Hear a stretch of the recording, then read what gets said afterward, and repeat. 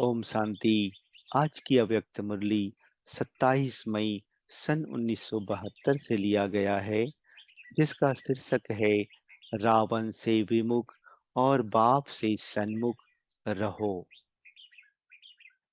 इस समय जो सभी बैठे हो, सभी की इस समय की स्टेज श्रेष्ठ स्टेज कहें व अव्यक्त स्थिति कहें। इस समय सभी की अव्यक्त स्थिति है व अब भी कोई व्यक्त भाव में स्थित है। कोई भी व्यक्त स्थिति में स्थित होकर बैठेंगे तो अव्यक्त विलन व अव्यक्त बोल को धारण नहीं कर सकेंगे। तो अव्यक्त स्थिति में स्थित हो, जो नहीं है वो हाथ उठावे। अगर इस समय अव्यक्त स्थिति में स्थित हो, व्यक्त भाव के भान से परे हो, तो क्यों परे हो? सभी की एक ही अव्यक्त स्थिति क्यों बनी? कैसे बनी? अव्यक्त बाप दादा के सामने होने के कारण सभी की एक ही अव्यक्त स्थिति बन गई है। तो ऐसे ही अगर सदा अपने को बाप दादा के सन्मुख समझ करके चलो, तो क्या स्थिति होगी? अव्यक्त होगी ना। तो बाप दादा के सदा सन्मुख रहने के बजाय बाप दादा को अपने से अलग व दूर क्यों समझकर चलते हो? जैसे एक सीता का मिसाल सुनाते व सुनते रहते हो कि सीता सदा किसके सन्मुख रहती थी? राम के सन्मुख, अर्थात स्थूल में सन्मुख नहीं, लेकिन बुद्धि से सदा बाप दादा के सन्मुख रहना है। बाप दादा के सन्मुख रहना अर्थात रावण माया से विमुख रहना है। जब माया के सन्मुख हो जाते हो तो बाप से बुद्धि विमुख हो जाती है।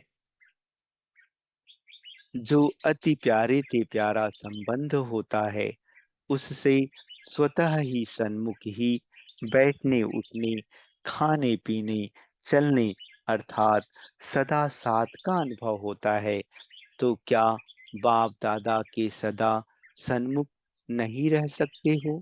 अगर सदा सन्मुख रहेंगे तो सदा अव्यक्त स्थिति रहेगी। तो दूर क्यों हो जाते हो? क्या यह भी बचपन का खेल करते हो? कई ऐसे बच्चे होते हैं जो जितना ही माँ बाप पास में बुलाते हैं, उतना ही नटखट होने के कारण दूर भागते हैं। तो क्या यह अच्छा लगता है? सदा अपने को सन्मुख समझने से अपने को सदा ऑलमाइटी अथॉरिटी महसूस करेंगे। ऑलमाइटी अथॉरिटी के आगे और कोई भी अथॉरिटी वार नहीं कर सकती है। वह ऑलमाइटी अथॉरिटी कब भी हार नहीं खा सकते हैं। आज अल्पकाल की अथॉरिटी वाले भी कितने शक्तिशाली रहते हैं, तो ऑलमाइटी अथॉरिटी वाले तो सर्वशक्तिवान है ना। सर्व शक्तियों के आगे अल्पकाल की शक्ति वाले भी सिर झुकाने वाले हैं। वार नहीं करेंगे, लेकिन सिर झुकाएंगे।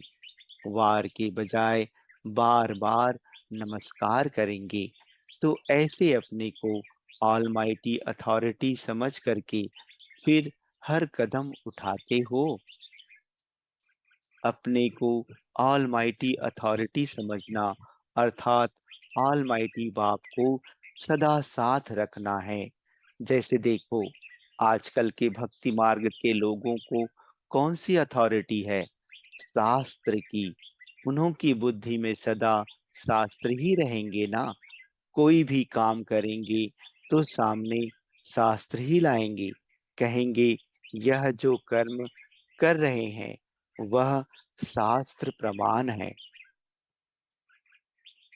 तो जैसे शास्त्र की अथॉरिटी वालों को सदा बुद्धि में शास्त्र का आधार रहता है, अर्थात शास्त्र ही बुद्धि में रहते हैं, उनके सन्मुख शास्त्र हैं, आप लोगों के सामने क्या है? ऑलमाइटी बाप। तो जैसे वह कोई भी कार्य करते हैं, तो शास्त्र का आधार होने के कारण अथॉरिटी से वही कर्म सत्य मानकर करते हैं। कितना भी आप मिटाने की कोशिश करो, लेकिन अपने आधार को छोड़ते नहीं हैं। कोई भी बात में बार बार कहेंगे कि शास्त्र की अथॉरिटी से हम बोलते हैं। शास्त्र कब झूठे हो ना सके। जो शास्त्र में है वही सत्य है। इतना अटल निश्चय रहता है। ऐसे ही जो ऑलमाइटी बाप की अथॉरिटी है, उसकी अथॉरिटी से सर्व कार्य हम करने वाले हैं। यह इतना अटल निश्चय हो जो कोई टाल ना सके। ऐसा अटल निश्चय है। सदैव अपनी अथॉरिटी भी याद रहे कि दूसरे की अथॉरिटी को देखते हुए अपनी अथॉरिटी भूल जाती है। सभी से श्रेष्ठ अथॉरिटी के आधार पर चलने वाले हो ना। अगर सदैव यह अथॉरिटी याद रखो, तो पुरुषार्थ में कभी मुश्किल मार्ग का अनुभव नहीं करेंगे। कितना भी कोई बड़ा कार्य हो, लेकिन ऑलमाइटी अथॉरिटी के आधार से अति सहज अनुभव करेंगे। कोई भी कर्म करने के पहले अथॉरिटी को सामने रखने से बहुत सहज जज कर सकते हो कि यह कर्म करे व ना करे। सामने अथॉरिटी का आधार होने के कारण सिर्फ उनको कॉपी करना है। कॉपी करना तो सहज होता है, वह मुश्किल होता है। हाँ व ना, उसका जवाब अथॉरिटी को सामने रखने से ऑटोमेटिकली आपको आ जाएगा। जैसे आजकल साइंस ने भी ऐसी मशीनरी तैयार की है, जो कोई भी क्वेश्चन डालो तो उसका उत्तर सहज ही मिल आता है। मशीनरी द्वारा प्रश्न का उत्तर निकल जाता है, तो दिमाग चलाने से छूट जाते हैं। तो ऐसे ही ऑलमाइटी अथॉरिटी को सामने रखने से जो भी प्रश्न करेंगे, उनका उत्तर प्रैक्टिकल में आपको सहज ही मिल जाएगा। सहज मार्ग अनुभव होगा।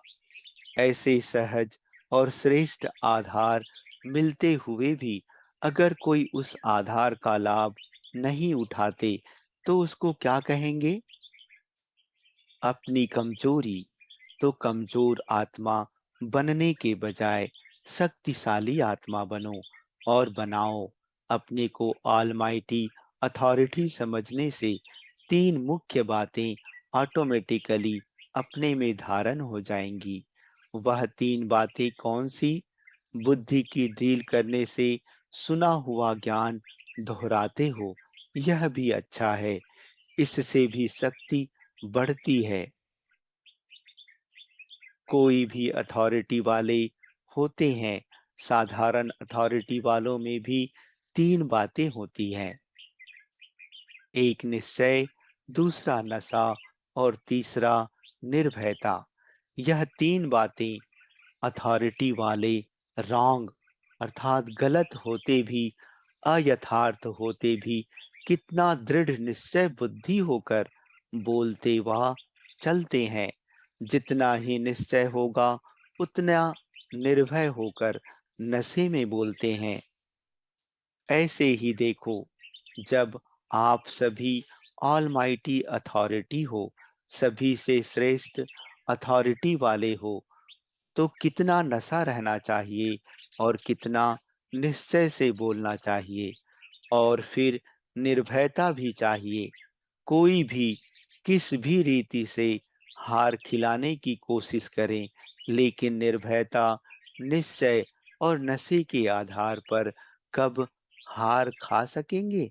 नहीं, सदा विजयी होंगे। विजयी ना होने का कारण इन तीन बातों में से कोई बात की कमी है, इसलिए विजयी नहीं बन पाते हो। तो यह तीनों ही बातें अपने आप में देखो कि कहाँ तक हर कदम उठाने में यह बातें प्रैक्टिकल में हैं। एक होता है टोटल नॉलेज में, बाप में निश्चय, लेकिन कोई भी कर्म करते, बोल बोलते यह तीनों ही क्वालिफिकेशन रहे, वह प्रैक्टिकल की बात दूसरी होती है। और जब यह तीनों बातें हर कर्म, हर बोल में आ जाएंगी, तब ही आपके हर बोल और हर कर्म ऑलमाइटी अथॉरिटी को प्रत्यक्ष करेंगे। अभी तो साधारण समझते हैं। इन्हों की अथॉरिटी स्वयं ऑलमाइटी बाप है। यह नहीं अनुभव करते हैं।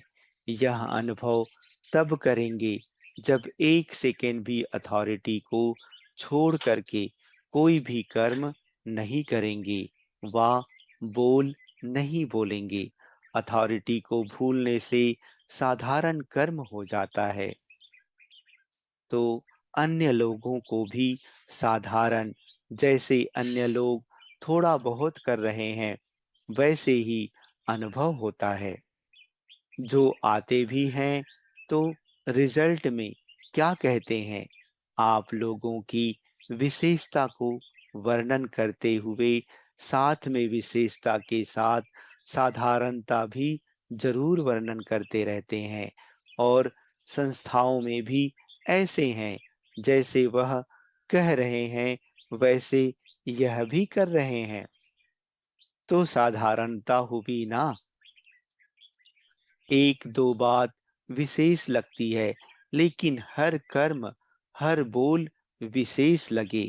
जो भी कोई से तुलना ना कर सके, वह स्टेज तो नहीं आई है ना। ऑलमाइटी की कोई भी एक्टिविटी साधारण कैसे हो सकती। परमात्मा के अथॉरिटी और आत्माओं के अथॉरिटी में तो रात दिन का फर्क होना चाहिए। ऐसा अपने आप में, अर्थात अपने बोल और कर्म में अन्य आत्माओं से रात दिन का अंतर महसूस करते हो। रात दिन का अंतर इतना होता है जो कोई को समझाने की आवश्यकता नहीं होती कि यह अंतर है। ऑटोमेटिकली समझ जाएंगे, यह रात है, यह दिन है। तो आप भी, जबकि ऑलमाइटी अथॉरिटी के आधार से हर कर्म करने वाले हो, हर डायरेक्शन प्रमाण चलने वाले हो, तो अंतर रात दिन का दिखाई देना चाहिए। ऐसे अंतर हो जो आने से ही समझ लें कि कोई साधारण स्थान नहीं, इन्हों की नॉलेज साधारण नहीं। ऐसा जब प्रभाव पड़े, तब समझो अपनी अथॉरिटी को प्रत्यक्ष कर रहे हैं। जैसे शास्त्रवादियों के बोल दिखाई देते हैं कि इन्हों को शास्त्र की अथॉरिटी है, वैसे आपके हर बोल से अथॉरिटी प्रसिद्ध होनी चाहिए। फाइनल स्टेज तो यही है ना। बोल से, चेहरे से, चलन से, सभी से अथॉरिटी का मालूम पड़ना चाहिए। आजकल के जमाने में अगर छोटी मोटी अथॉरिटी वाले ऑफिसर अपने कर्तव्य में जब होते हैं, तो कितना अथॉरिटी का कर्म दिखाई देता है। नशा रहता है ना, उसी नशे से हर कर्म करते हैं। वे हद के शास्त्रों की अथॉरिटी हैं। यह है अलौकिक अविनाशी अथॉरिटी। ऐसे अथॉरिटी बाप को सन्मुख रख अथॉरिटी से चलने वाली आत्माओं को नमस्ते। अच्छा, ओम शांति।